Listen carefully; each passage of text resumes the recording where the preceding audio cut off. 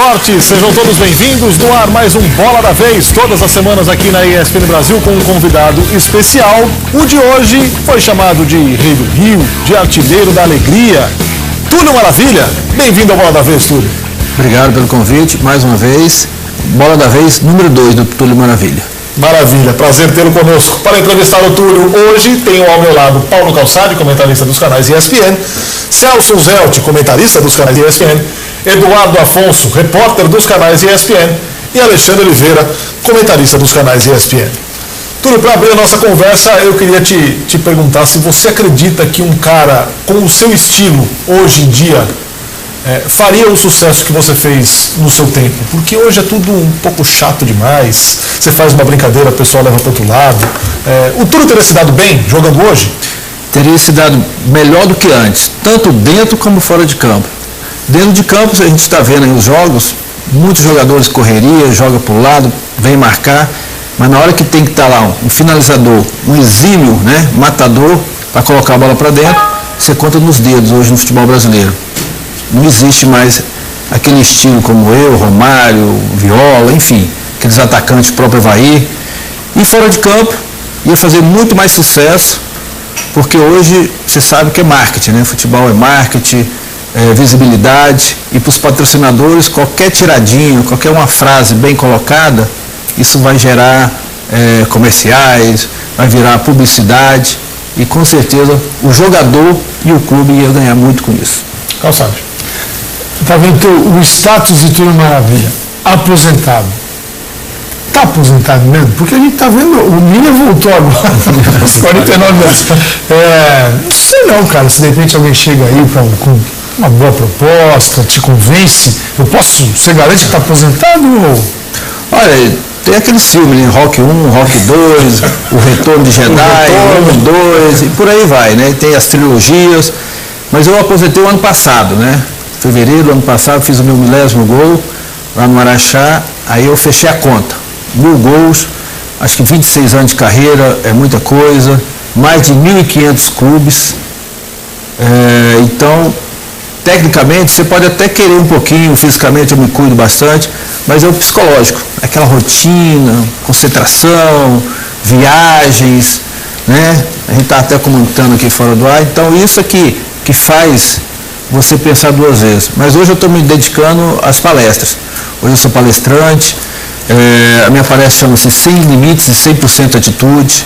É justamente mostrando, desde o início da minha carreira até chegar ao 1000º gol, as dificuldades, as superações, os momentos críticos que você precisa, não só quando está lá em cima. Quando está lá em cima é fácil, mas principalmente quando você está lá embaixo, você quer uma oportunidade e vê as portas todas se fecharem. Então essa palestra, é isso que eu quero passar para os atletas que estão iniciando, o verdadeiro sentido do seu objetivo, seja qual ele seja, o simples sonho até o mais complexo. Você tem que ter determinação e foco. Celso. Eu já quero entrar na polêmica dos 1000 gols aí, Dos 3 jogadores que dizem ter feito 1000 gols, o Pelé, dos seus 1.282 gols, tem 12 gols. Então, tem 12 gols que foram pela seleção da Guarda Costeira, a seleção da Social Amados. O Romário, na lista dos 1000 gols dele, tem 71 como amador. Você, desde o começo, assumiu que são gols que você fez em jogo treino, jogo de exibição. Agora, por que você não tem uma lista com data, adversário e resultado? Quem entrar fazer uma propaganda do seu site, www.tuliomaravilha.com, agora BR, Então você também fala das suas palestras, vai encontrar os escudos dos clubes e um número, simplesmente um número, que não bate com as contas desses clubes, às vezes para mais, às vezes para menos, E a minha até sugestão que eu te faria, até para você validar realmente esses gols, que tenha as datas e os placares. Quer dizer, esses números vieram de onde, Túlio? Pois é, você vê como é que é as coisas. Comigo foi diferente. Eu tinha um historiador no Goiás que estava acompanhando, fazendo todas essas pesquisas, Número de jogos, locais, adversários, mas infelizmente ele veio a falecer. Aí, quando ele veio a falecer, a gente perdeu o contato, a gente não era tão próximo quanto a família. Tinha outros documentos, outros arquivos que tinha na Federação Goiana, que infelizmente veio pegar fogo. Então acabaram-se todos os documentos, os arquivos que tinham na época quando estava começando no Goiás. Então eu tive essas várias dificuldades. E aí a gente foi somando e sempre torcedores, Túlio, você teve aqui tal dia, jogou contra tal equipe, você fez 1, 2 gols. Às vezes eu nem sabia. E a gente foi captando esses dados, entendeu? Então tem muitos gols aí que eu nem lembro, difícil ficar lembrando. Horário, local, quando foi, quando não foi. Mas eu vou ser contestado, o próprio Romário, o próprio Pelé, porque a gente estava comentando aqui, tem institutos aí que colocam o Pelé, no máximo fez 700 e poucos gols oficiais. Romário, a mesma coisa, não contando. Então há muita controvérsia, né? Eu, por exemplo, eu estou entre os 10 maiores da história, uns falam que tem 500, 600 gols oficiais. Mas a gente sabe quem é jogador de futebol, que amistoso conta, né? Seja de seleção, seja de clube, vestiu a camisa do time, está valendo. Então essa controvérsia. Mas depois que eu fiz o 1000º gol, e o rei do futebol publicamente se sentiu homenageado e falou para todo mundo, Túlio, não dei bola para os invejosos, se considere ser essa marca sua, como eu, como Romário, e afinal de contas somos brasileiros. Então a gente pode se orgulhar disso. Pelo menos 3 brasileiros na história do futebol fizeram 1000 gols na carreira. Túlio, independente dos 1000 gols, você teve uma carreira vitoriosa. Se tivesse parado com 700, com 800, com 550, o Túlio seria lembrado pelos títulos que conquistou, por ter sido um dos maiores artilheiros do futebol brasileiro. Por que você estava tão obstinado para chegar nos 1000 gols? Por que esse desejo? Por que você se arriscou até jogar em campos ruins, em times que não tinham nenhuma estrutura, para chegar aos 1000 gols? Quando eu cheguei em 99, no Cruzeiro, eu fiz o gol número 500. Então homenageou 500 anos do descobrimento do Brasil. E a partir dali eu já estava com 30 anos, 31 anos. E aí, de uma hora para outra, se fecharam as portas. No Cruzeiro eu não tive uma carreira longa, né? Fiz apenas 5 jogos, 4 gols, depois fui encostado. E aí, a partir dali, não surgiram mais propostas de clubes de Série A.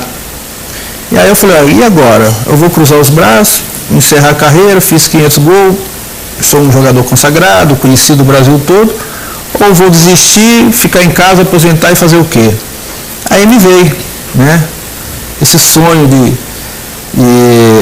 ser criança, de buscar um objetivo. E a única maneira, o único objetivo que me veio na mente, eu já tinha conquistado todos os títulos, era chegar à marca do Rei Pelé. Mais 500 gols para chegar ao 1000º. Então aí que veio essa busca, né, incessante. E a partir dali não medi esforço. Já estava preparado, que seria clube de Série B, Série C, Série D, clubes pequenos, sem estrutura nenhuma, campos, estava acostumado padrão FIFA para padrão terrão, que às vezes nem grama tinha, estádio para 80, 100 mil pessoas, para estádio para 1 pagante, já joguei para estádio para 1 pagante. Joguei para notícia, né? Exatamente. Mas para mim não importava o local, se era de noite, se era de dia, se estava chovendo, se estava fazendo sol. Eu queria esse objetivo, né? E fui em busca disso. E paguei um preço alto, mas que graças a Deus mostrei que quando você quer, tem determinação, não importa as dificuldades, você chega lá. Ale. Túlio, importante é fazer gol, não tem gol feio, e eu ainda falo que quem faz gol tem sucesso na night, né? Desses 1000 que você fez, quantos você imagina, porque é difícil fazer essa conta, tenham acontecido nos principais campeonatos do Brasil, aqueles campeonatos que envolvem equipes da primeira divisão, as grandes competições, e mais uma. Tem um gol que é o mais importante da tua vida? Tem uma lista ali de gols mais importantes da sua carreira? Tem. Desses jogos, né, como você falou, de clubes de Série A, com certeza mais de 500 gols, 500 a 600, que já fizeram até uma pesquisa aí. Mas o gol mais importante, sem dúvida nenhuma, foi em 95, com a camisa do Botafogo, jogando aqui a final do Brasileiro contra o Santos, onde ganhamos o primeiro jogo, 2-1 no Maracanã, e aí o Santos já achava que seria campeões, e aí nós conseguimos um empate. Se foi pedido, se não foi... Você te perguntar, passados 20 anos, você estava impedido? Não estava. Depois, com tiroteio, é fácil, né? Mas na hora ali do calor, você não quer nem saber. Você quer fazer o gol, correr para a galera, o juiz não apitou, e depois o choro, né? Sempre vem aquela justificativa, né? Aquela arbitragem do Rezende, né? Isso. Muito contestado até hoje, principalmente em São Paulo, mais ainda pelos santistas. Né? Embora, como você falou, se você vê os jornais do dia seguinte, a grita começa só na terça-feira, por causa dos replays. Exatamente. Quer dizer, no calor do jogo, se gritou muito menos por aquela final do que para você já acabou de assumir que estava impedido, né? Claro, a gente viu depois, né, no tirateima, a gente não é que hipócrita, não estava. Mas o errar é humano, faz parte, né? Hoje o pessoal erra na Copa do Mundo, enquanto não tiver um chip na bola, essa modernidade, parar o lance, vamos ver aqui no VT se foi gol, se não foi, se foi impedido ou não foi, sempre vai ter essa discussão, sempre vai ter esse questionamento. Mas graças a Deus fomos campeões, porque vai fazer 20 anos, 2015, que o Botafogo não é campeão brasileiro. E 20 anos parece que foi ontem. Mas foi um jogo particularmente complicado, né? Teve um gol anulado do Santos, teve o lance do gol do Santos em que o jogador carrega a bola com a mão. Aquela coisa, né? Estava meio conturbado, mas ainda bem que o Botafogo foi campeão, porque depois o Santos foi campeão em 2002, veio a era do Robinho, do Neymar, do Diego, e o Botafogo ia estar chorando por um título brasileiro até hoje, né? Ainda bem que temos essa alegria. Isso te fez entrar de uma vez por todas na história de um clube que tem grandes ídolos, Garrincha, enfim. Como é para você hoje entrar no Botafogo, quando você vai ao Rio de Janeiro? Como é a relação com o botafoguense? Ainda é de gratidão? Túlio, você me fez chorar quando era moleque? Como é que Nossa Senhora, é demais. Parece que eu chego no Rio de Janeiro, eu estou no outro país, né? Porque a idolatria é tão grande que tem nomes de filhos batizados com Túlio, justamente por causa daquele gol. Tem casamento, o cara deixou de casar para ver o jogo, justamente por causa daquele gol do título. Então tem várias situações que a gente sente lá, se sente útil, né? Se sente reconhecido, que ao contrário dos dirigentes, né? Já não tem mais, principalmente do ex-presidente que passou, ele deixou de lado todos os seus ex-ídolos que deram alegria para o torcedor botafoguense e não reconhece, né? Então espero que o atual presidente possa reconhecer isso, não falando por mim, mas por todos aqueles atletas que passaram, que hoje de repente devem estar precisando de ajuda, que possam ter uma oportunidade, né, de trabalho para poder levantar mais ainda o nome do Botafogo no Brasil. Túlio, como você viu esse momento que o Botafogo passou de crise financeira, o rebaixamento, você como símbolo do clube, como você sentiu toda essa situação? Olha, não vou dizer que passamos uma situação parecida, não chegou a 6, 7, 8 meses de salário atrasado, mas chegaram a 3. Mas nós fechamos, né? Falando, não importa, se ganhar já está difícil receber, imagina se a gente começar a perder, se a gente for rebaixado, aí que vai ser difícil mesmo, arrumar patrocínio, aquela coisa toda. Então, o grupo era diferente. Jogadores experientes se fecharam e dentro de campo nós fizemos nosso papel, tanto é que fomos campeões. Hoje em dia é o contrário. Hoje em dia tem essa crise, os jogadores ficam isolados, não tem aquele apoio da diretoria, o grupo não está unido e isso reflete dentro do campo. Então, esse rebaixamento do Botafogo já era um prenúncio do que ia acontecer justamente pela má administração que o antigo presidente fez. Agora mesmo na boa você assistiu muita crise no Botafogo, né? As crises são recorrentes no Botafogo. A tua chegada ao Botafogo é uma época que estava Emil Pinheiro entrando no clube, colocando dinheiro. Enfim, por que o Botafogo sofre tanto e há tanto tempo com essa instabilidade? É difícil de falar, é difícil, mas falta exemplos, né? Primeiro tem que ter uma estrutura, uma base. Hoje o Corinthians tem, o Cruzeiro tem, Atlético Mineiro tem, né? O Botafogo não tem uma identidade, é a sede e agora está aí brigando para voltar para o Engenhão, aí teve aquela crise lá do desabamento, enfim, a questão política do Botafogo é muito difícil. O pessoal costuma dizer no Botafogo tudo é mais difícil, né? Só acontece com o Botafogo. Mas o botafoguense vive de esperança, né? Vive de nostalgia, vive para que dias melhores virão. Tem que encarar essa Série B, que é difícil, já não é mais aquela Série B de antigo, que o clube grande caía, automaticamente vai subir. Hoje está difícil, hoje o Vasco, um exemplo, ano passado, né? Brigou para subir em terceiro lugar nas últimas rodadas. Então o Botafogo tem que ter pezinho no chão e saber que começar do zero. Você ocupou espaço no futebol brasileiro, Sim, que a gente pode dizer que também, antes de você, o Dadá Maravilha ocupou. Por serem os dois atacantes. E caras que lidaram com o futebol de um jeito diferente. E sem deixar de levar seriedade para o campo, fora deles, venderam muito bem o seu peixe, levaram alegria. Você acha que hoje, se não aparecer um atacante falando do jeito que vocês falavam, você e Dadá, né, levando na boa, se divertindo, você acha que um cara vai ser aceito ou vai ser criticado porque está falando demais? As duas coisas. Nem Jesus Cristo agradou, quanto mais nós simples mortais, né? Mas com certeza ele teria mais crédito. Claro, a gente falava, brincava, mas mostrava ele de campo. Não adianta só ficar prometendo e dentro de campo não realizar aquilo que era a função dele. No meu caso do Dadá, a gente fazia os gols e dava o nome aos gols, né? Por isso que o apelido dele é Dadá Beija-Flor, parava no ar, aquela coisa, helicóptero. E eu fui nessa mesma linha, fazia os gols e dedicava. Esse é o gol Papai Noel, esse é o gol parabéns para mim, para você. Qual é o peixe típico aqui da região? É o pirarucu, é o gol pirarucu, enfim, eu dava nome aos gols. Em relação à cidade, queria homenagear pessoas, personagens, enfim. Então isso dava uma atração a mais, né? Algo mais, além de ser jogador. Mas com certeza, se souber ter essa criatividade, hoje no dia que a gente vive, você ia vender esse peixe e ia ganhar muito dinheiro também. Mas isso, Túlio, a gente percebe hoje, né? Eu acompanhei a tua carreira nessa época em que talvez não houvesse tanto ciúme, embora depois eu quero falar de um assunto do Corinthians, particularmente sobre ciúme, mas hoje, com essa mídia exposta, com um jogador que aparecer mais, ele tem mais visibilidade, mais marketing, mais dinheiro no bolso, um cara como você, que fazia esse marketing, hoje ele não correria o risco de ser boicotado pelo grupo? Mas aí que tá, eu fazia isso no Botafogo e teve um episódio que o salário estava atrasado. Aí eu cheguei no meu patrocinador, que eu era o único que recebia em dia, por causa do patrocinador. Eu falei, tá um clima pesado, temos que unir esse ambiente.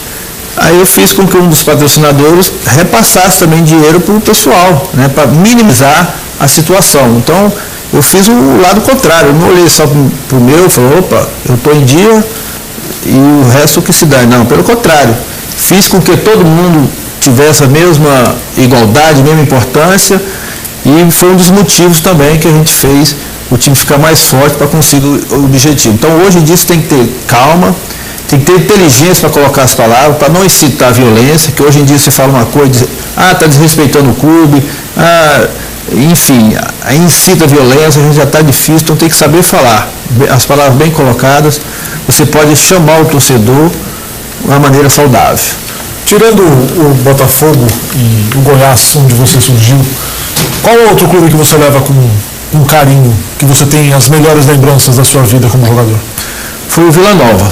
Vila Nova é o seu time do coração. Não é um time do coração. Quando eu era criança, era o time da família, né? Meu pai me levava para ver o jogo do Vila Nova. Então eu gostava do Vila Nova por causa dos meus pais, do meu pai particularmente. E aí depois, né, que eu fui revelado pelo Goiás, aquela coisa, consagrado no Botafogo, aí eu retornei para jogar justamente no clube do coração do meu pai. Aliás, mais uma vez, hein? Você vai... Foi umas 2, 3 vezes. 4 vezes, né? Aí, quer dizer, realizei um sonho do meu pai, né? Aquele sonho de criança, um dia eu quero que, né, meu filho esteja jogando no meu clube do coração. E aí, passou 2, 3 anos e eu fui me identificando. Fui artilheiro da Série B, com 24 gols, 26, eu não lembro. Fui artilheiro da Série C, ajudamos o Vila Nova a subir de divisão, então pegou uma identificação maior, né? E aí, então, Botafogo, Goiás, Botafogo e Vila Nova foram as 3 equipes onde eu tenho mais identificação. Você falou do teu tempo de criança, né? Como é que tudo começou? Como é que o futebol apareceu na tua vida? Você jogava bola desde pequeno? Foi teu pai que te incentivou? Foi alguém que te olhou e falou, esse cara tem futuro? Como é que tudo começou? Olha, meu pai, por incrível que pareça, nunca chutou uma bola. Gostava, mas nunca chutou uma bola. E eu e meu irmão Theo, que somos gêmeos, a gente sempre jogava bola na frente de casa. Minha mãe até brigava, meus filhos, vamos tomar banho, vamos para a escola. E a gente jogando bola. Ia para a escola, jogava bola também no recreio. E aquela paixão foi fomentando, foi crescendo. Aí chegou um amigo nosso e falou, tem uma peneirada lá no Goiás, vamos fazer? Vamos embora. Aí já fomos, só que nesse dia, como era muito menino, e tinha pouco tempo, o que o treinador fez? Colocou 40 de cada lado, Nossa. 40 meninos e 2 bolas. Pra ver se. E eu sei que peguei umas 2, 3 máximo na bola, dei um chute lá, e pelo chute ele já me tá aprovado, vem pro outro dia. Você fez, não? Não ficou não. Nem era o teu. Nem era. Seria o teu forte. Eu era amador. Quem tocasse na bola passava. Exatamente. 80 no campo, eu consegui. E não era atacante, era meio de campo. E aí depois foi passando, né, foi reduzindo aquela coisa, ficou só os melhores. E aí, de meio amador, eu passei a ser atacante porque o atacante faltou no dia. E aí não tinha ninguém, falou, eu vou, professor, e acabei fazendo os gols. Gostei, corria menos e fazia gols. E aí, a partir daí que eu comecei a ser goleador do Goiás. Esse treino que o Essa peneirada, essa seletiva que o Túlio participou, deve ser mais ou menos como o treino do Palmeiras hoje, do Oswaldo, né? 80, joga 2 bolas e vai. Contratados os que já estavam, né? Quem foi teu principal assistente? Eu sei que você fez gols em muitos times, mas quem foi o cara que te proporcionou mais chances de gol? Você tem que agradecer, talvez, boa parte dos 1000 gols que você marcou. Vou separar 3, né? Pode ser mais, mas os 3 que mais me identificou. O Donizete. Um é o Donizete. O primeiro é o Nilton, onde comecei no Goiás, né? Ficamos praticamente 4, 5 anos juntos. Então a gente sabia onde o Túlio estava, de costas, como é que ele gostava, se era no primeiro pau, se no segundo. Então o Nilton, excelente ponta, inclusive levei ele para o Botafogo depois, mas infelizmente teve uma contusão, não teve sequência. Ele foi fundamental no início da minha carreira. Depois veio o Donizete, fomos campeões brasileiros. O Donizete era aquele completo, né? Chutava bem com a direita, esquerda, cabeceava, fazia gol, cruzava bem.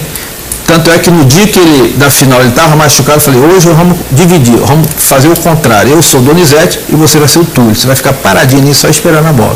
E no dia da final, eu dei uma de Donizete, tomei cartão amarelo, marquei, roubei bola, fiz gol, enfim, fiz 1000 coisas, mas consegui no título. E depois no Vila Nova, nesse período lá, 2007, 2008, foi o Vando, um atacante rápido também, que jogou pelo Cruzeiro, Botafogo. Ele também me ajudou bastante a fazer a metade desses gols aí. Ele tinha falado de reverência e que hoje está difícil por causa da violência, as pessoas. Mas tem um episódio na sua carreira também que você correu um certo risco. Quando você faz aquele gol contra a Universidade do Chile, né? Você estava sozinho no pé da clave, faz questão de empurrar com o calcanhar. Sim. E ali você correu um risco de sofrer uma represália séria porque tinha um jogo lá, não é isso? Mas na verdade aquele jogo já estava o quê? Quase 3-1. Final de jogo. Tanto é que no lance lá o goleiro e o zagueiro trombaram e a bola subiu limpinha para mim. Aí veio aquela intuição na hora, não foi nada premeditado, aquela inspiração de garoto e tal, fui e fiz o gol de chaleira lá. Até inventei que era Tulieta, mistura com Túlio com letra, né? Olha lá, Tulieta. Tá, mas aí o pessoal veio em cima, já tá todo mundo de cabeça baixa, tanto é que ninguém veio me agredir, né? Tirar a satisfação. E aí, no jogo de lá, coincidentemente, no último, um jogo antes, contra o Flamengo, eu sofri um estiramento. Aí o pessoal falou, nossa, o Túlio tá querendo fugir e tal, para não ir, para não sofrer represália. Mas na verdade não. Fizeram o exame lá, a ressonância, tudo, e acusou realmente um edemazinho. Então, para a gente se poupar, né, que tinha um jogo importante na Libertadores, já estava classificado, a gente não foi, mas não teve nada disso. A imprensa que polemizou. E você se arrependeu? Não do teu ato, mas pelo barulho? Não arrependi não. E o barulho também não foi lá essas coisas não. Foi até bom que foi assunto aí para a semana, né? Muito bem, vamos encerrar o bloco, Calçade, na volta, prometo, a palavra é sua. Final desse primeiro bloco do Bola da Vez, que hoje recebe Túlio Maravilha. Rápido intervalo, a gente volta em instantes.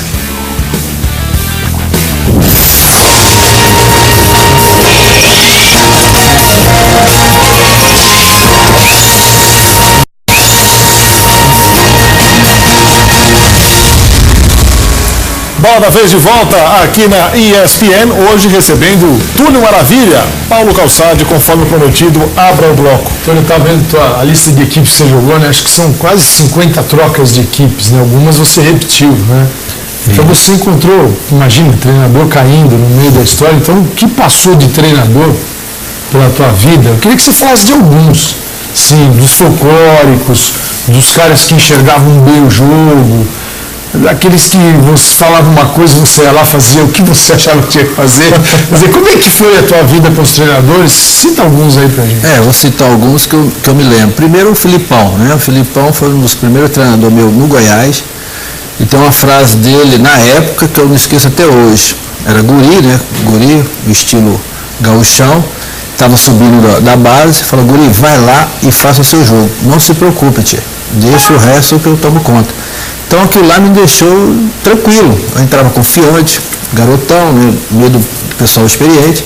E ali comecei a me soltar e comecei a me revelar para o futebol brasileiro.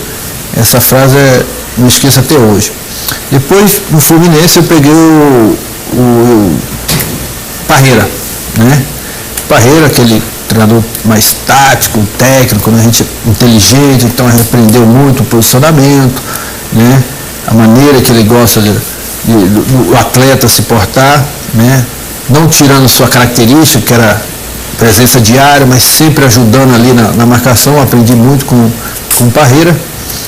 E treinadores também que eu gostei muito do Paulo Tuori em 95, que ele não era conhecido, tinha vindo de Portugal, e com toda aquela filosofia dele, né, toda intelectual, aquela coisa, fez com que o time jogasse futebol compacto, moderno, ao mesmo tempo marcasse e atacasse com 3 ou 4 jogadores. Então foi uma aula tática também muito importante que eu gostei muito. E tem os folclóricos, né, o próprio Zagallo em 95 na Copa América, ele dando a eleição, Juninho faz isso, Edmundo faz aquilo, tal, você faz daquilo, já entra para cá, cruza. Aí eu falo: Parreira, aquele ali não é o Túlio, não, aquele ali é o Beto. Então ele confundia um pouco, né, os nomes. Então a gente ficava meio que perdido, olha, tá falando comigo, tá falando com o outro. Aí em 95, de vez em quando o Zagallo dava essas tiradas. Mas teve também um treinador, não recordo o nome, que não tinha, estava em cima da hora, tinha que fazer a pré-eleição, não tinha quadro negro, não tinha projetor, não tinha essas coisas de modernidade, fez uns copos descartáveis. Vem cá, dá esses copos descartáveis aqui. Aí colocava lá em cima da mesa os copos descartáveis. Fulano, faz isso, ciclano, faz aquilo. Você, zagueirão, quando o atacante viesse, brum, ele pegava o copo e para a jogada. E destruiu o copo. Aí o time jogava com 10, né? Porque não tinha mais copo descartável ali. Então, o Papai João é aquele, o próprio nome diz, né? Papai, aquele que gosta do grupo, né? O pessoal, vem cá, meu filho, adora um churrasco. Então o Papai João é fantástico, sempre tendo aquelas tiradas suas, seu inglês, né, seu embromation. Então, para descontrair o grupo não tem melhor. Então, esses treinadores passaram pela minha carreira, aprendi bastante. Claro que uns a gente leva na brincadeira, mas sempre tem aprendizado, o que a gente tem para aprender. Com cada pessoa que passa ali tem algo a ser levado para sua carreira. Não, eu vou perguntar dos últimos. Você pegou muitos treinadores aí de time pequeno, enfim, eu queria saber o seguinte: como é que era no vestiário? O cara te dava instrução, ou o cara falava assim, joga pro Túlio marcar gol aqui, que é que ele vai fazer? Ou você dava palestra, enfim, como é que esses times que você defendeu com estrutura muito precária, e você devia ser um cara que chegava no vestiário, jogadores olhavam, pô, tô jogando ao lado do Túlio. Então, como é que era esse ambiente de vestiário, de preleção, de vamos fazer o Túlio fazer gol, então Túlio, você vai ter que ajudar. Como é que funcionava? Aí já era o contrário, né? No final da carreira, eu praticamente dava palestra, né? O pessoal batia foto, ficava olhando, né? Terminava o treino, o próprio jogo, tanto da equipe adversária como a minha equipe, ganhando ou perdendo, queria sempre o assédio, né? Por tudo que eu fiz pelo futebol. Então isso foi gratificante. E meu papel era esse, não era só entrar em campo e fazer o gol, não. Era de passar experiência para os mais jovens, principalmente os atacantes. Olha, presta atenção, faz isso. Na hora que você vê o goleiro, não se assuste. Vê onde é que ele está, dá um tapinha, não precisa força. Às vezes o jeito é a melhor solução. Então eu passava esse ensinamento.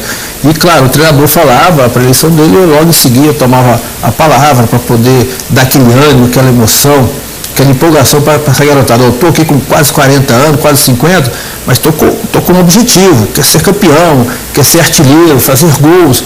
Então vocês têm que ter isso. Né? Eu, quando era da sua idade, eu queria ter a idade de vocês hoje para...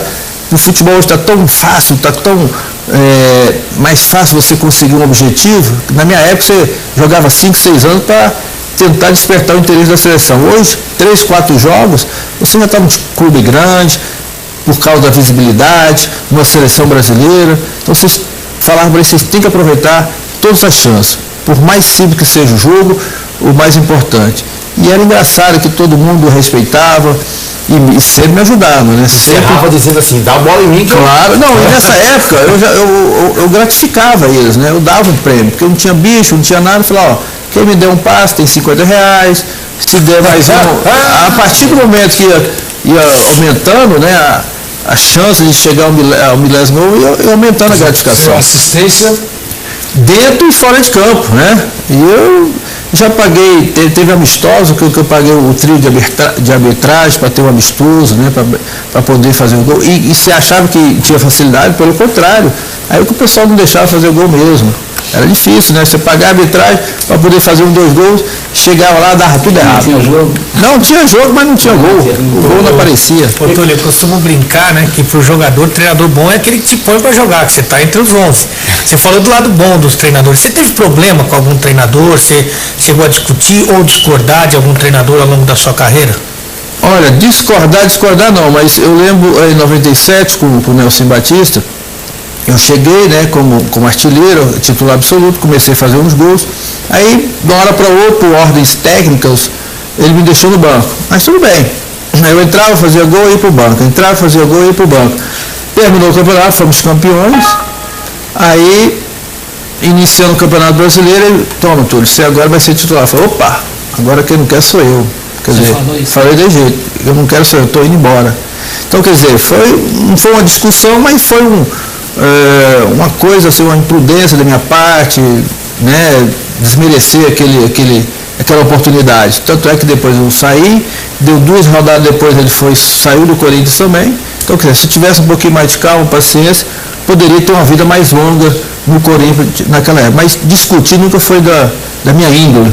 Porque naquele Paulista, apesar de não ser titular, você foi o artilheiro do time com 14 gols. Só não fui O artilheiro do campeonato teve 19. Exatamente, era o Dodô. São Paulo. Exatamente, só não fui artilheiro porque faltou essa oportunidade. Por que você atribui isso? Você acha que, por exemplo, é uma questão tática, o Nelsinho prefere não jogar com o centroavante com a tua característica, que é uma coisa que o Filipão gosta, por exemplo, você acabou de citar. É, questão de preferência, você falou tudo, porque ele já teve esse problema com o Evair. O Evair, o mesmo estilo meu, tal, matador, aquela coisa toda, ele também passou um longo período ali no banco quando o Nelson era treinador do Palmeiras, se eu não me engano. Ele foi campeão brasileiro em 90 sem centroavante. Exato. Até porque não tinha. Exatamente, não tinha. Então, acho que é preferência, né? Infelizmente, cada treinador tem sua preferência, e naquela época tinha o Mirandinha e o Donizete. Então ele preferiu aqueles jogadores mais de velocidade. Então, cobriu o Corinthians em 97, na tua passagem. Eu lembro da tua chegada, lembro da tua saída, lembro dos gols citados. E eu cobria antes também. Tudo que acontecia no Corinthians, fosse até um acidente no muro de externo, quem vinha da entrevista era o Marcelinho Carioca. Marcelinho era qualquer coisa. Problema na piscina, chama Marcelinho. O time ganhou, é o Marcelinho. O time perdeu, Marcelinho. Você chegou, você já trazia o teu marketing. Já era um cara bom de matéria para TV, para rádio, para jornal, um cara que se dispunha a fazer matérias diferentes, e de repente você passou a ocupar boa parte do espaço do Marcelinho. E aí, para nós que éramos setoristas, ficou a impressão que o ciúme do Marcelinho ajudou a te derrubar no Corinthians. Você sentiu isso? Não senti, porque joguei no Rio São Paulo com ele, né? E fizemos alguns jogos também no Paulista.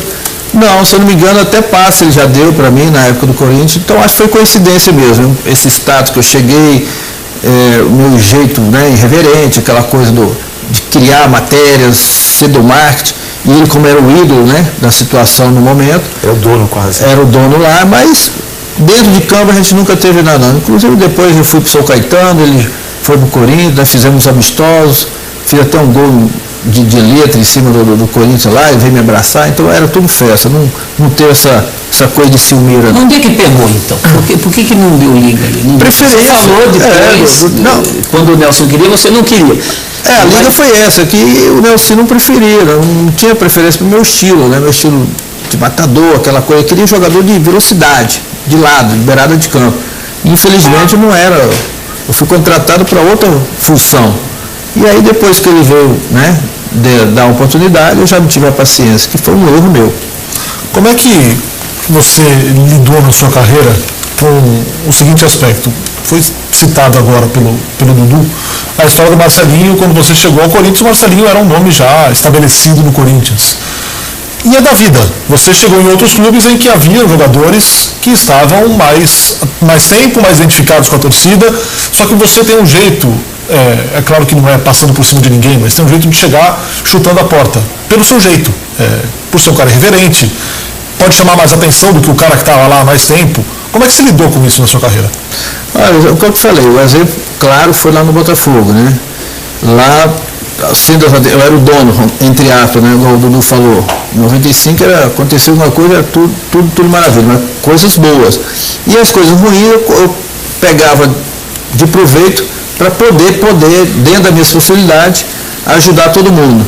Então, sempre, em todos os lugares que eu passei, eu sempre procurei, né? Fazer boas amizades, eu sou um cara extrovertido, se o cara é meio tímido, eu não vem cá, eu também era tímido assim quando eu comecei no Goiás, mas você procura se soltar, se abrir mais, ver qual é a sua preferência. Então eu acho que o diálogo é que foi o grande diferencial para mim, sabe? De poder estar em todos os lugares, mesmo chegando, mas fazer um ambiente rapidinho, o pessoal gostar da sua presença. Porque a gente tinha história para contar, tinha experiência para passar, principalmente os mais jovens. Você tem 45 anos.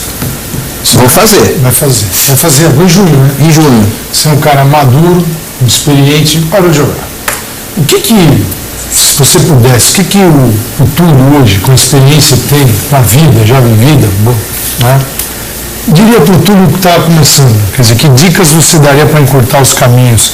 Porque se a gente pudesse ter a experiência que a gente tem hoje aos 20, seria muito fácil. Eu também acho que não seria tão emocionante. O que você diria ali? Para você, jovem? Na verdade, eu digo para o Túlio que eu tenho 5 filhos, né? Tem a mais velha de 25 anos, que é a Gabriele, tem a Marcela de 22, tem o Túlio filho que vai fazer 17 no mesmo dia do meu aniversário, e tem um casal de gêmeos que é o Cristian e a Tuliane, que estão 7 anos. Por isso que é 1000 gols, viu? Que é 200 gols para cada um, para fechar a conta. De herança. Esse é o legado. Ainda bem que não viu mais, né? Ainda bem. Por isso que não chama mais gol, mais filho. Por isso que eu não pretendo jogar, viu? Que é perigoso. Então, quer dizer, eu digo pro Túlio Filho, ele começou na base do Goiás, ele era atacante, mas ele mesmo disse, pai, jogar de costas para mim não é para mim. Então, beleza, você tem que fazer aquilo que se sente bem. Aí ele estava de lateral, aí foi para lateral, aí se identificou, mas como mudou de equipe, o treinador já mudou ele para meio amador, não é nem volante, meio amador, que ele é alto, tem umas passadas largas, e já começou a fazer gol. Falou, ó, Túlio, você viu? Era atacante, não queria, lateral, nem fazia o meio de campo, e agora você já é meio amador e está fazendo gol. Então, o próprio treinador da sua equipe vai te posicionar e vai ver a melhor característica que você encaixa na partida. E para você, o que eu tenho que dizer é o seguinte, não desista dos seus sonhos. Não deu aqui, vamos procurar outro. É o que você gosta de fazer, você tem determinação? Tem, então inspire no seu pai. Não precisa fazer 1000 gols não, fazer 10% que eu fiz já está ótimo, Então esse é o recado que eu deixo para ele e para toda essa garotada que quer começar. Um exemplo claro é o Cafu, fez 200 peneiradas, né, e não desistiu e foi campeão mundial, aquela coisa toda. Então você tem que ir até o seu limite, até onde você não dá mais. Mas é claro, sempre bem orientado pelos pais, cuidado com os falsos empresários, né, que vendem ilusões. Então, você particularmente está bem protegido nesse aspecto. Mas dentro de campo é com você. E respeita. Ele era muito assim de tomar cartão, querer dar um de gostosão, falar, calma, tudo. Futebol não é isso. Não é força, é jeito. Então, devagarzinho eu vou dando as dicas para ele amadurecer mais rápido. Você falou dos falsos empresários, né, Túlio? Para essa garotada, para o teu filho, o que você pode falar que são algumas armadilhas do futebol, né? Mesmo o deslumbre às vezes, as coisas que vêm mais fácil nesse momento que você está brilhando. Quais são as armadilhas que o futebol pode ter para um garoto que está começando a brilhar na carreira? Principalmente você tem que saber a procedência de quem é. O rapaz bate, seu filho joga bem, tá vendo na escola, no bairro, já vem, vou te levar pro Fluminense, vou te levar pro Corinthians, pro Botafogo. Não. Os pais têm que saber de onde, que procedência, quem é você fez o quê, qual é o seu contato, né? E às vezes bate foto com um ídolo, bate foto comigo, com o Pelé, o empresário, né? O falso empresário. E acha que o empresário conhece todo mundo, mas não é. Essa é a ilusão. Mostra um monte de foto com personalidade, fala, esse empresário é bom, hein? Conhece todo mundo. Então, nesses detalhes você tem que estar atento, né? O pai e a mãe, tem que pagar uma taxa para inscrição, aí você já tem que ficar de orelha em pé. Passagens, tem que bancar.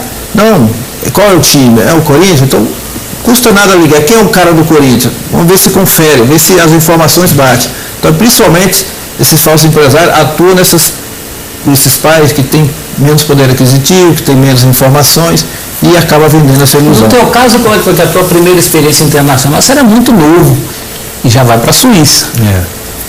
E se fala muito pouco dessa sua passagem na Suíça. Como é que foi no seu caso especificamente? Empresário, esse contato e a vida lá? Olha, comigo foi fácil porque eu já estava no Goiás, né? Os empresários procuraram o presidente na época, acho que o Aile Pinheiro, e aí eles fizeram a transação ao todo. Tem uma proposta para você jogar na Suíça. Mas na verdade não ia nem para a Suíça, era para o Paris Saint-Germain. Só que chegamos lá, eles me colocaram para fazer um teste. Eu falei, mas peraí. Você saiu daqui para jogar no Paris Saint-Germain? Paris Saint-Germain, até isso eu estava ok. E fez uma escala no Sion? Não, mas aí, calma, aterrissei no Paris Saint-Germain, até então eu ia chegar no Paris Saint-Germain. Aí, não sei porquê, eu acho que é um treinador novo, tal, não tinha me visto jogar. Não sei se na época tinha negócio de vídeo, essas coisas de internet que tem hoje. Aí me botaram para fazer um teste lá, um amistoso com o time lá.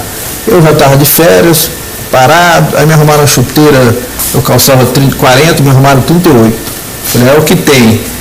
Então tem que fazer. Aí eu não vou treinar não, mas tem que treinar, senão vai dar tudo errado. Não vou treinar, eu vim para ser contratado.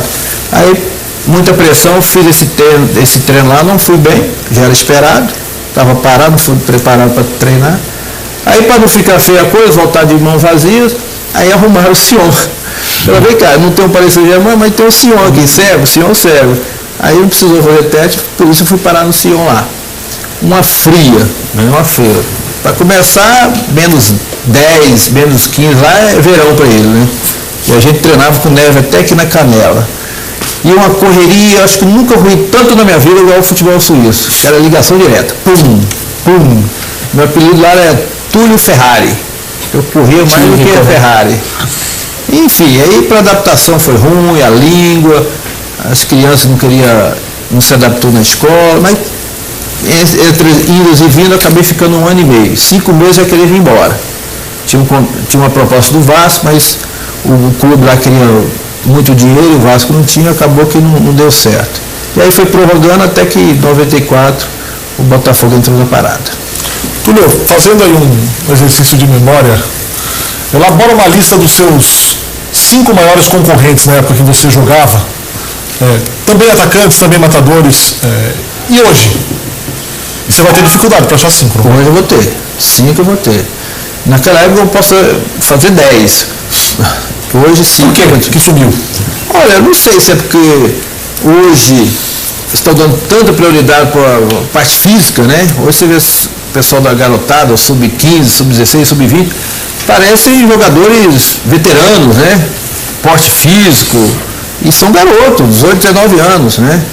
Muita musculação, muito suplemento, isso acaba perdendo habilidade, agilidade. Hoje é mais aqueles atacantes de correria, né? Baixa a cabeça, chuta para onde quiser. Então acho que esse é um dos fatores. A base tem que trabalhar mais. Tem treinador goleiro? Tem, né? Podia ter o treinador de atacante. Hoje não vê no futebol raríssimo a sessão de ter treinador de atacante. Por que você não faz isso? Eu estou à disposição no mercado. Quem quiser um atacante que possa chegar não 1000 gols, mas pelo menos 500, eu tenho um caminho das pedras para ensinar, né? Só tem uma aula prática comigo, mas eu acho que é isso. Falta na base esse estudo, essa habilidade. Hoje o pessoal quer muita força já para lançar a molecada logo pro time profissional. E além de muitos rivais, o maior deles acho que foi o Romário, né? Os duelos mais bacanas só vamos para a lista. Tinha o Romário na época, o próprio Bebeto, né, que é atacante. Depois veio o Edmundo, Viola, Tinha o Charles, lembra do Charles Bahia? Né? O próprio Evaí, né? O Careca já é um pouquinho mais velho, não é da minha geração. Mas tinha tantos. Tinha o Valdir Bigode, né? Eu lembro que o Ézio, o Super Ézio, vocês lembram dele? Do Fluminense? Sim. Né? Tem o Marcelo Ramos, do Cruzeiro. Então você vai pegando assim em cada estado. Em Minas, quem que tinha lá? O Jardel, né? O Jardel. Guilherme.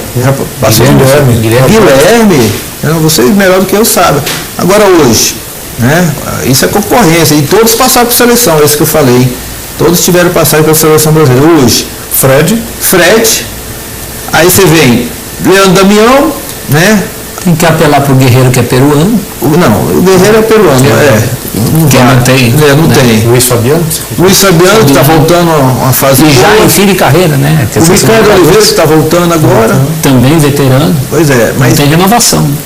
O único melhor atacante é o Neymar, que está lá fora, né? Que é a única esperança que a gente tem. Quem seria o teu 9 da seleção, um jogador que pode jogar mais centralizado no teu time ideal? Hoje? Não, desde ou atualmente? Não, atualmente. Pois é, hoje, jovem assim que tem um futuro, já pensando em Copa do Mundo, eu não vejo nenhum, né? O Pato é a nossa grande esperança, mas nunca embala. O que você acha que acontece com ele? Não sei, eu acho que muita rede social, né? Muito assédio. Muito o extracampo. Exatamente. Eu acho que ele tem que focar mais no futebol, esquecer um pouco o extracampo, né? Foi casado lá com a filha do presidente, e já tem um passado aí meio de relacionamentos desfeito, então acho que ele tem que focar mais no eu quero jogar futebol. E esquecer um pouco a vida social. Você acompanha mais o Campeonato Goiano ou você não acompanha de tudo? Não, acompanha de tudo. Tem um menino lá, o Eric, que é uma promessa. Tem feito gol, fez 2 agora no final de semana. Exatamente, é uma promessa também, um garoto novo, de velocidade e está sabendo fazer um gol. Tomara que a gente possa ver. Não passou pela tua mão não, né? Não precisou não, mas se precisar eu estou ali do ladinho, né? Se quiser aprimorar. Túlio, me diz uma coisa, qual é o meio mais sujo, o do futebol ou da política? Da política, né? A gente nem se compara. A política, em relação assim, a números, nem se compara ao futebol, né? Você vê aí o escândalo da Petrobras, o Lava Jato, são quase 100 bilhões de prejuízos, bilhões. O futebol não chega nem a um bilhão. Mas assim, são parecidos em termos de interesses, né? Todo mundo querendo levar vantagem. Eu vi esses dias a entrevista do presidente do Corinthians, né, que se dizem ter uma reunião aqui do G4 e que o próprio palmeirense, o presidente do Palmeiras, querendo dar uma rasteira no companheiro de diretoria, né, do Corinthians. Então, quer dizer, o próprio meio do futebol, um querendo pegar o jogador do outro, um querendo prender o contrato para não beneficiar fulano. Então, tudo isso faz com que o futebol se equipare um pouco à política, né? Porque a política é essa eterna rivalidade, oposição, situação, situação. Então, o futebol brasileiro a CBF, como organiza o Campeonato Brasileiro, tinha que tomar uma posição, tinha que um pouco descentralizar o seu poder. Série A, tudo bem, tem os clubes grandes, eles sobrevivem, vai atrás de dinheiro da televisão. Mas os clubes da Série B, Série C, Série D, eles não sobrevivem de quê, gente? Só de televisão não dá.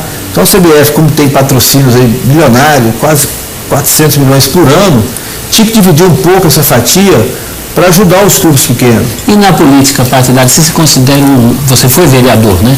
Como é que você se avaliou no fim do seu mandato? Você foi um bom vereador, um vereador regular, um péssimo vereador? Eu fui um bom. Poderia ser melhor, mas para você ser melhor, você tem que dedicar. E eu cometi um erro de entrar na política antes de fazer o milésimo gol. Então isso me atrapalhou muito, porque eu me dedicava ao milésimo gol ou era para ser vereador. Então tinha coisas que eu fazia humanamente possível. Eu ficava na Câmara das 9 ao meio-dia, passava em casa, almoçava e pegava a estrada para viajar quase 200 quilômetros para treinar à tarde no Itubiara, que é 200 quilômetros de Goiânia. Terminava o treino, jantava ali na estrada, vinha embora para dormir em Goiânia, no outro dia a mesma rotina. Então isso... Quanto tempo durou isso? Durou o campeonato 4 meses. Viajando 400 quilômetros por dia? Por dia. Quer dizer, me alimentando mal, dormindo mal e ao mesmo tempo tem que estar presente ali na campo para acompanhar os processos, aquela coisa toda. Então, isso desgastou muito, foi um erro. Não consegui fazer nenhuma coisa nem outra. Mesmo assim, ainda consegui ser o artilheiro do campeonato com 13 gols no clube do Itubiara, que é um clube médio. E na Câmara, você se orgulha de algum projeto que tem emplacado, alguma ideia que tem vingado? Mas como no futebol, é diferente a política. Futebol é resultado imediato. Ou ganha, perde ou empata.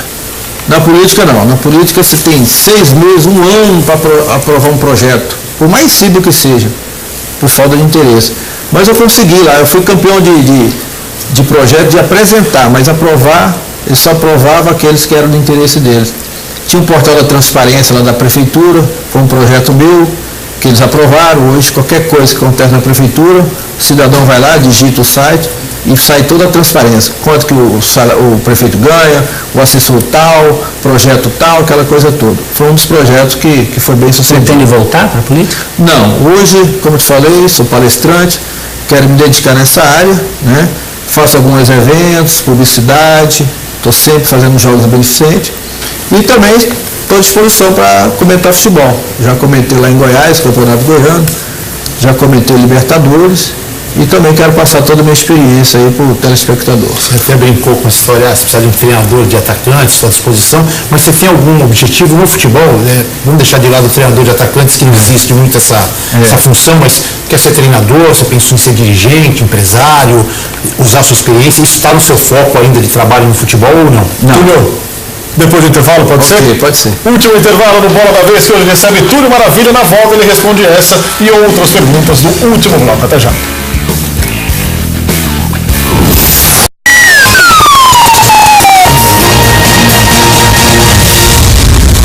Na minha história da vida, para todos os torcedores de Botafogo, eu penso que espero poder repetir várias vezes aquele gesto de beijar a taça, pegar o balão do jogo, porque foi uma emoção muito grande.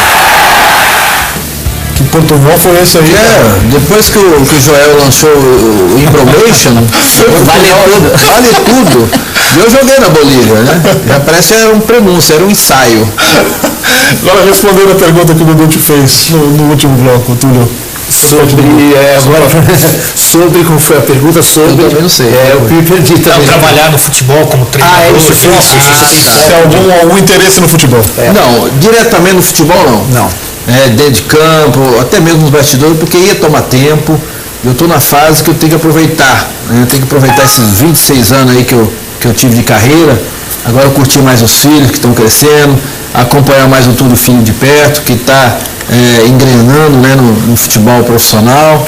Então quero dedicar esse tempo aí para passar toda a minha experiência, mas de uma forma mais tranquila, né? Sem aquela pressão de ter que ganhar, mostrar resultado. A vida inteira vivendo sob pressão, tem que ganhar, tem que fazer gol, tem que ser campeão.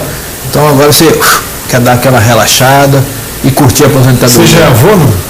Ainda não, mas logo não vai demorar não. Ô Túlio, como que é a hora de parar nessa decisão? Você acha que amadureceu isso com mais tranquilidade? Porque você tinha um objetivo claro, que era fazer os seus 1000 gols, e aí quando isso aconteceu, você decidiu seguir um outro rumo na sua carreira. Mas como é esse momento para o jogador, a gente tem alguns exemplos de jogadores que são mais experientes, que ainda continuam jogando. É difícil você fazer essa transição? Olha, hoje em dia não, porque hoje os jogadores se preparam, né? A gente vai citar o exemplo do Rogério Ceni, o próprio Zé Roberto, que estão jogadores acima dos 40, que estão jogando em alto nível. Então, para eles, não vai ser difícil não. O próprio Arley, lá no Goiás, também com 40 anos, se aposentou agora, mas ele já entrou como diretor de futebol, né? Quer dizer, só saiu do campo para fora das 4 linhas, está no métier dele. Mas eu já venho trabalhando isso, né? Já fui vereador, quer dizer, isso já foi me contando o tempo e eu fui me preparando para o que eu queria fazer depois que fizesse o 1000º gol. Mas hoje em dia, com a internet, com a modernidade, hoje o jogador tem a facilidade, de repente até fazer um curso, né, online, né, aproveita esse tempo de concentração, pega 2, 3 horinhas, faz um curso aí, qualquer que seja, mas depois que daqui 10, 15 anos, na hora que ele já não aguentar mais jogar futebol, já está com a vida estabilizada, tem alguma coisa para poder fazer, ou até mesmo seguir carreira de treinador. A gente falou aqui já do gol do Botafogo, que você confessa ter sido impedido, e eu já ouvi você confessar também que o gol contra a Argentina em 95, você matou a bola com a mão. Com certeza. Inegável. Fala um pouco do quanto rendeu isso, empate, só situando o Fã de Esporte, empate por 2-2 com a Argentina na semifinal da Copa América de 95, o Brasil passou a decisão, bom, derrotado pelo Uruguai depois. Mas fala um pouco do quanto que rendeu isso aqui no Brasil, lá fora. Você acabou se tornando um ídolo da torcida brasileira em geral por ter feito um gol com a mão contra a Argentina. Exatamente, ainda mais com a camisa da seleção, né? Lá na Copa América, ajeitada, aquela esticada no braço, né? Mas o mais difícil não foi a esticada, foi o toquezinho por cima do goleiro, né? Porque ele mostrou frieza e o goleiro foi na jogada, ele não parou. Todo mundo parou, mas o goleiro continuou. Então faltava 15 minutos, o Zagallo me chamou tudo, vai lá e faça o que você tem que fazer, que é gols. E aí no cruzamento do Jorginho eu fiz esse gol, levando a partida para os pênaltis. E engraçado foi na coletiva de imprensa, questionaram, esse gol foi para vingar o gol do Maradona em 86, né, que falou que era a mano de Deus, né, de Deus.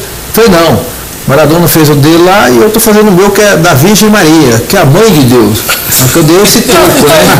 Aí os argentinos caíram na gargalhada, os brasileiros. Aí eu falei, o perdedor, o ganhador comemora e o perdedor justifica. Então eles estão justificando até hoje esse gol. Aí a final com o Uruguai, o Brasil perde nos pênaltis. Isso. E você perde uma das cobranças. Você acha que aquele foi decisivo? Porque aquele é o teu grande momento na seleção, né? 95 é o teu grande momento. Você acha que o fim daquela história toda, todo esse pacote, o Brasil não sendo campeão, você tendo perdido o pênalti, isso de alguma forma comprometeu o teu futuro na seleção? Não comprometeu, sabe por quê? Porque logo em seguida, isso foi em junho, né? Julho, na Copa América. Novembro, dezembro, eu era campeão brasileiro e artilheiro do campeonato. Então, de qualquer forma, eu fui convocado, terminei o último amistoso em Manaus, contra a Colômbia, fiz mais 2 gols, né? Então encerramos aquele ano vitorioso. Então não atrapalhou não, porque o que atrapalhou foi depois, em 96 veio a Olimpíadas, e aí como eu não estava na idade olímpica, eles deram preferência, foi para o Bebeto, o Rivaldo e um outro jogador lá. E aí sim, essa minha estabilidade em clubes é que fez com que minha vida na seleção não fosse permanente. Acho que foi aí que você perdeu o bonde da seleção, porque quem olha teus números, teu rendimento na seleção também é muito bom. Muito bom. Número de partidas e número de gols marcados. Quem olha o artilheiro que você foi, imagina que você teria uma vida na seleção brasileira um pouco mais longa. Exato, mas é o que eu falei, a minha estabilidade. Fiquei 6 meses no Corinthians, aí já mudei 6 meses para o Vitória, aí voltei, ficou 4 meses no Fluminense. Eu voltei, ficou 6 meses no Botafogo. Então essa instabilidade não deu sequência, né, na minha carreira, em campeonatos, na competição, e com isso o meu futebol caiu, e seleção é isso, leva aqueles que estão os melhores no momento. A gente está falando de seleção brasileira, de jogo contra a Argentina, você jogou partidas decisivas com o estádio lotado, principalmente Maracanã, né? Como é que foi quando você começou a se deparar com uma outra realidade nessa parte final da tua carreira, com pouca gente no estádio, às vezes jogando num campo muito ruim? Como que é na tua cabeça ter convivido com isso? E tem alguma história dessa subida aí que você pegou no final da carreira, alguma história curiosa, de falta de material, enfim, alguma coisa que seja engraçada nesse sentido? Tem sim. Como você falou, tem que ter muito trabalho psicológico, você tem que estar muito forte mentalmente para superar, né, essa diversidade. Sair do luxo, sair do top 5 para ir lá para baixo mesmo, para a origem, para ralé, né, onde tudo começou. E é aquela coisa, né? É short molhado no outro dia, que não seca, porque a maioria seca no sol mesmo, né? Ao ar livre, e não tinha máquina de lavar, aquela coisa toda. Mas um exemplo claro é Atlético Goiás e Ituiutaba, Série C de 2003. Primeiro jogo, 2-1 no Serra Dourada, eu fiz um gol. Inclusive foi o gol 600 na carreira. Aí jogo de volta, numa quarta-feira à noite, lá no estado de Ituiutaba, que hoje é boa, né? Nem existe mais Ituiutaba. E aí, precisamos do empate. Aí 1-0 para eles. Aí o jogo ia para os pênaltis. Aí 1-1, eu vou lá e faço o gol. Aí no finalzinho eles fazem 2-1. Pronto, vamos para os pênaltis, não tinha prorrogação. E antes disso, no vestiário, entrou um torcedor do Ituiutaba com chapelão, cigarro na boca, com bafo de cachaça, e pegou o revólver e deu 2 tiros para cima, dentro do vestiário. Que isso? Aí aquela confusão, se ganhar aqui, ninguém vai sair vivo daqui, vai morrer todo mundo. E aquele me disse, porra daqui, não, sai daí, tal. Pronto. Aí o pessoal, não, galera, esquece isso aí para motivar a gente. Vamos lá, se Deus quiser, nós vamos sair daqui com pressão ou sem pressão. Aí chega lá nos pênaltis, bate 1-0, 1-1, 2-1, 2-2, tal, todo mundo bate. Quem ficou por último? Eu.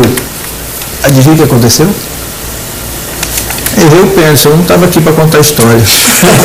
Esse é o famoso mata-mata. Esse é o mata-mata. Por isso você estava no Atlético, que ainda é um clube de certa estrutura. Exato. Na parte mais final da tua carreira, você estava do lado desses clubes, né? Exato. Que eram os adversários que você... Esse pênalti foi um pênalti assim, naturalmente, que você falhou, ou você pensou no vestiário? Ah, as duas coisas, né? Você lembrou do chapelão do cara? Chapelão, que eu classifico o time, sou eu. A visibilidade aqui é mais fácil acertar.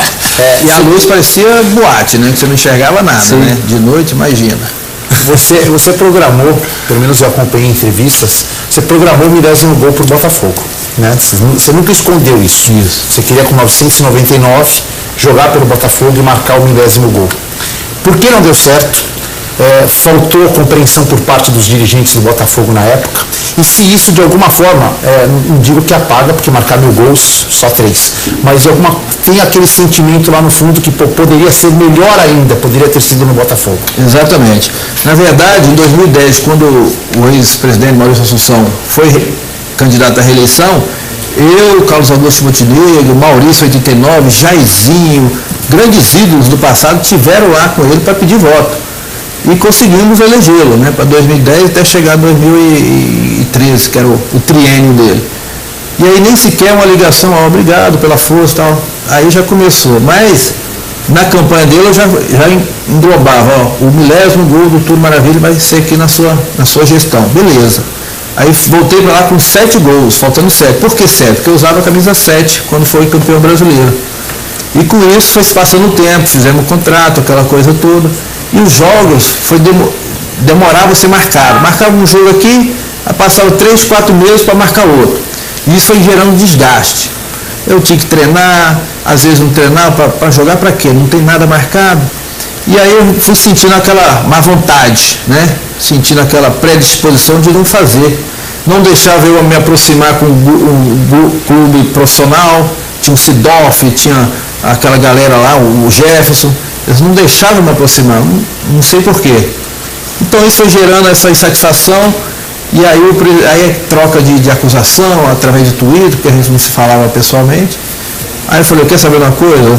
Passaram-se um ano, fiz apenas 3, 4 jogos.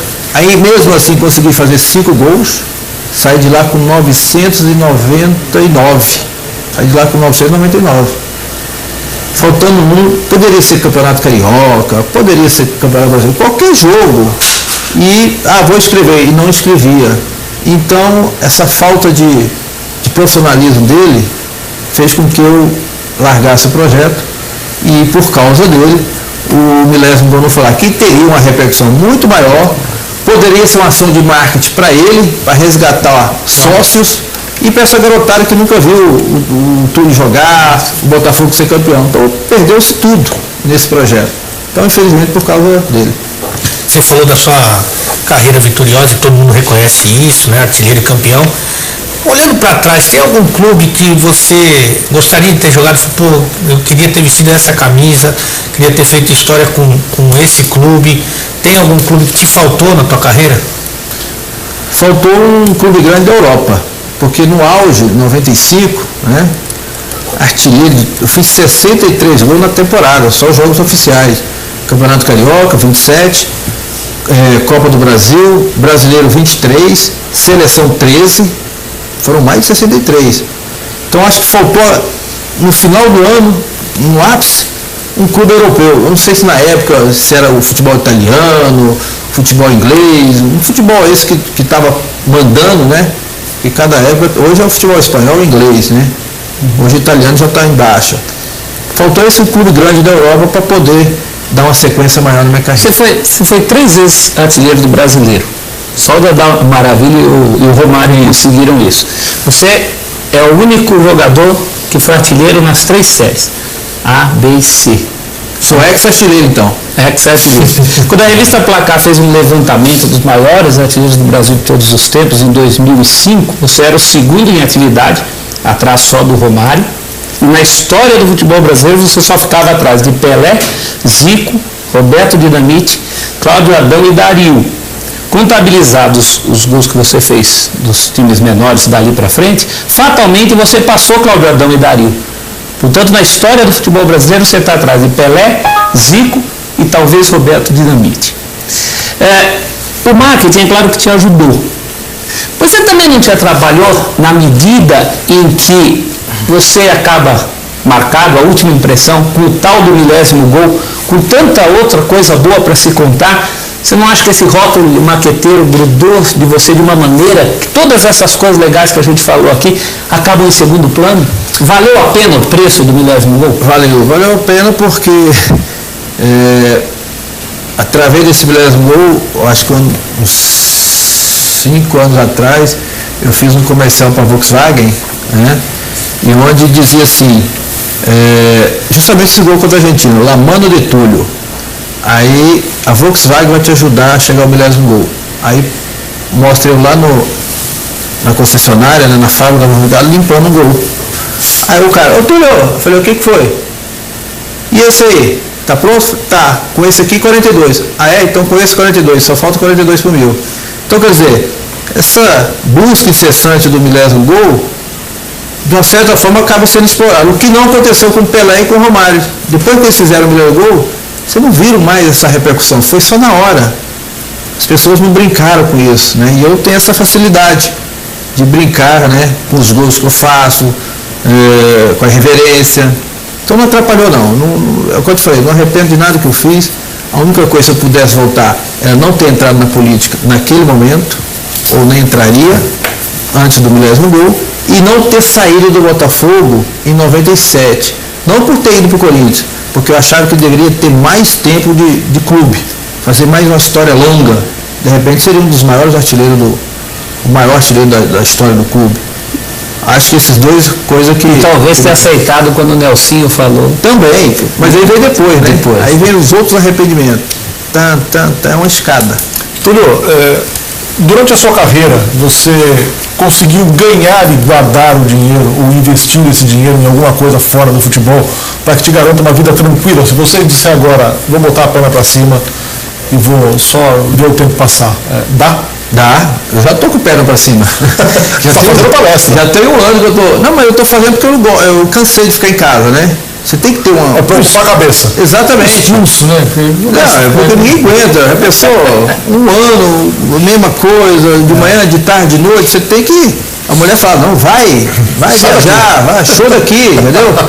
Para sentir pelo menos saudade, né? E eu tenho essa obrigação de passar essa minha experiência de vida. De que forma? Através de palestra, né? Final do ano, se Deus quiser, vou lançar um livro, A Saga do Milésimo. A gente já está trabalhando isso. Então tem que deixar esse legado, né? Esse milésimo gol não vai ficar em vão. Essa minha trajetória não vai ficar guardada para mim. Eu quero dividir com todo mundo, principalmente para essa criançada que está querendo buscar um sonho, seja qual ela for. Mas é nessa coisa que eu bato. Você não acha que a sua trajetória como um todo é muito maior do que um número? Não, tudo bem. Todas essas coisas não são muito mais legais do que o tal do milésimo gol? Não, tudo bem, mas o milésimo gol é um título só, né? A saga do milésimo, né? É a cereja do bolo. É a cereja, é uma jogada, né? Hoje em dia você tem que ter essa marca, né? Então, porque Tudo Maravilha tem o Dadá Maravilha, Mara Maravilha, e por aí vai. Mas o que vai diferenciar o Tudo Maravilha do Dadá Maravilha?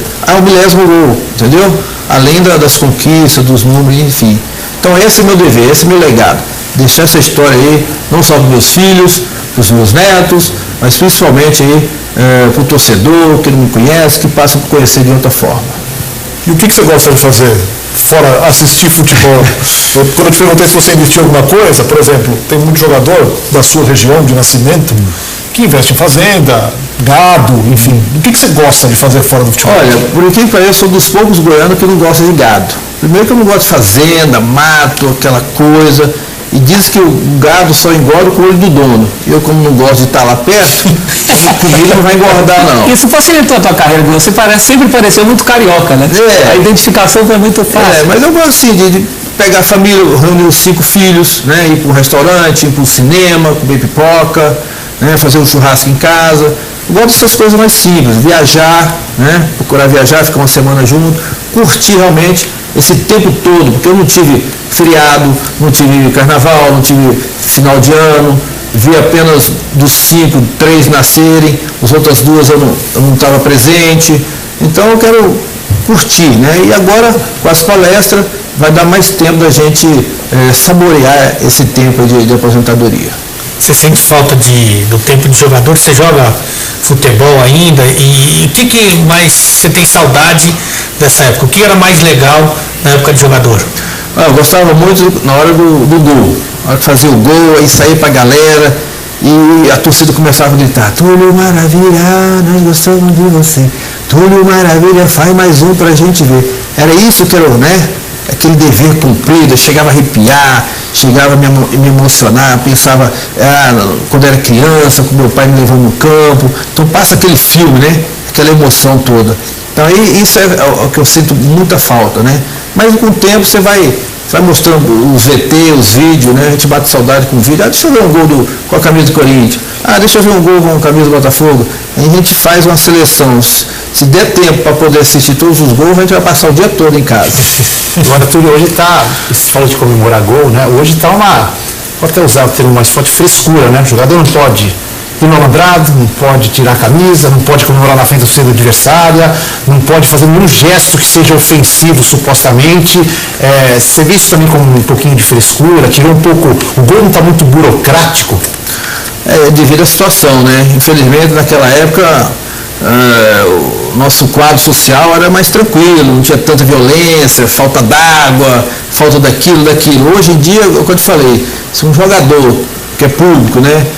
Falou uma frase desrespeitando o adversário, o símbolo do clube, menosprezando, incitando a violência, aí é causa de polêmica. Então, por isso que eu não culpo tanto eles, porque eles têm que ter realmente se medir para não incitar a violência, porque hoje realmente está muito difícil você viver no nosso país e nós somos do esporte, somos pessoas públicas, temos que dar exemplo. Para terminar, Túlio, uma história que você considere curiosa e engraçada na sua carreira para encerrar o programa. Bom, mais uma.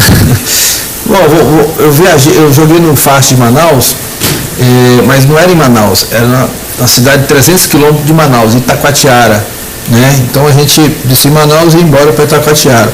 E para fazer uns amistosos, depois de lá só tinha rio, era o Rio Amazonas, né? Não tinha mais estrada, não tinha nada. Então a gente viajava de barco para jogar na terra do Guaraná, chamava Manicoré. Ou se era de aviãozinho pequeno, ia 3, 4 aviãozinhos com 4, 5, né? E você olhando lá embaixo, cada tora desse tamanho, você morrendo de medo, né? Ou você ia de barco. Então a gente foi de barco uma vez. Aí eu saí de lá às 7 horas da noite e só fui chegar no outro dia, 9 horas da manhã, né? E detalhe, dormindo em rede. Nunca dormi em rede, porque lá os barcos eram tudo, né? Dormindo em rede, não dava conta de dormir, ir lá para cima para ver a lua, e conversa fiada, e faz churrasco, e não chega a viagem, e amanhece, e aquela coisa toda. Aí chegamos na cidade, conclusão, no amistoso lá, ganhamos acho que 2 ou 3-1, eu fiz 2 gols.